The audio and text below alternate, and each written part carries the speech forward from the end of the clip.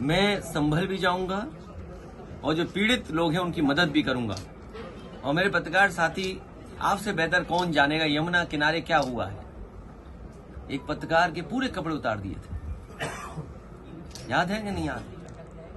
तो ऐसे माहौल में हम और आप लोग हैं। संभल के लोगों की मदद हो, उनको न्याय मिले, और उसके लिए हमें चाहे लोकसभा में सवाल उठाना पड़े या लगातार हम लोगों को उसके लिए लड़ाई लड़नी पड़े, हम लोग संभल के लोगों को न्याय दिलाना चाहते हैं। उन्हें न्याय मिलेगा।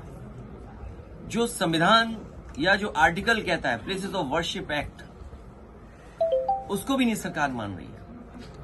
क्या खोदना चाहते हैं आप? मुझे तो ये समझ में नहीं आ रहा, भारतीय जनता पार्टी को कैलाश पर्वत नहीं दिखाई दे रहा है, मानसरोवर नहीं दिखाई दे रहा। इन भारतीय जनता पार्टी के लोगों से कहो कि चलो मानसरोवर की ओर, चलो कैलाश पर्वत की ओर, हम आपका साथ देंगे। हो अगर हिम्मत उनमें हो, उनमें बहादुरी, तो चल के दिखाएं।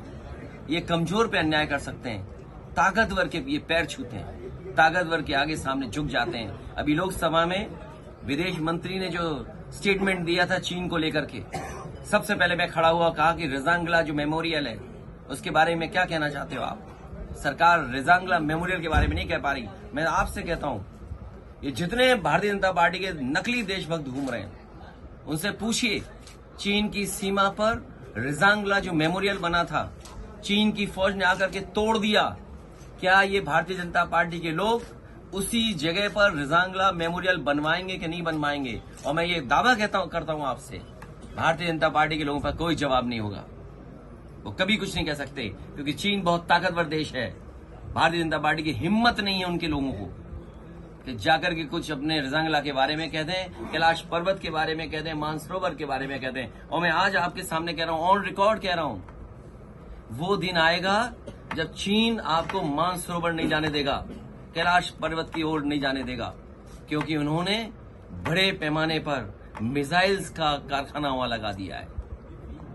ये बात अगर गलत है तो बीजेपी के लोग कहें आकर के।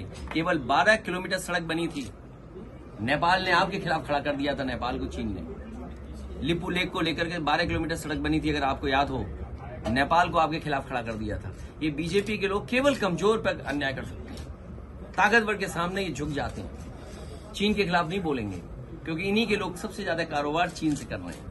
तो ये सवाल बड़े हैं जिसका जवाब बीजेपी के पास नहीं है, बीजेपी के पास जवाब नहीं दे सकते हैं। और मैं तो कहूंगा पत्रकार साथियों, आप भी चलना कैलाश पर्वत की तरफ, मानसरोवर की तरफ। हम सब लोग चलेंगे, आगे आगे बीजेपी वाले, पीछे प्रेस वाले, और प्रेस वालों के पीछे समाजवादी लोग चलेंगे, जिससे आप लोग लौट ना पाओ, आपको धक्का देकर के पहुंचा गया है।